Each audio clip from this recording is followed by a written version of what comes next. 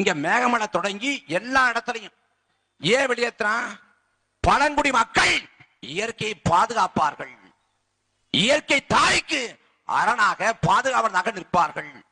அந்த பழங்குடி மக்கள் இருக்கிற வரை இயற்கையை அழித்தொழிக்க முடியாது. இங்க வனத்துறை இருக்கும். வனத்துறை யாருக்கு வேலை செய்யும்? யார தொந்தரவு பண்ணும்? வனத்துறை பழங்குடியின மக்களை தொந்தரவு செய்யும், பழங்குடி மக்களை படாத பாடுபடுத்தும். ஆனால் மலைகளை தகர்த்து கனிம வளங்களாக ஏற்றி கொண்டு போறானே, என்றைக்காவது தடுத்து வனத்துறை பிடித்திருக்கிறதா?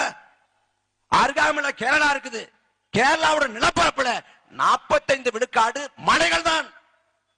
மலைகள் நிரம்பிய பூமி கேரளா. ஆனா கேரளாவில் ஏதாவது ஒரு மலை மீது கை வைக்க முடியுதா?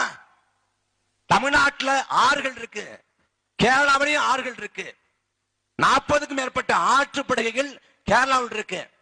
ஆனா கேரளாவில் மணற்கொள்ளை செய்ய முடியுமா? வாய்ப்பு இருக்கா? வாய்ப்பு இல்ல. கேரளாவோ ஆந்திராவோ கர்நாடகாவோ அந்த நிலத்தையும் வளத்தையும் அவன் பாதுகாக்கிறான். கேரளாவை காங்கிரஸ் ஆண்டாலும் சரி, கம்யூனிஸ்ட் ஆண்டாலும் சரி, அவன் என்ன சொல்றான்? கடவுளின் தேசம் கேரளாங்கிறான். ஆனா தமிழ்நாட்டின் நிலைமை என்ன? தமிழ்நாட்டின் நிலைமை என்ன? தமிழ்நாட்டின் அத்தனை வளங்களும் சூறையாடப்பட்டு கொண்டிருக்கிறது.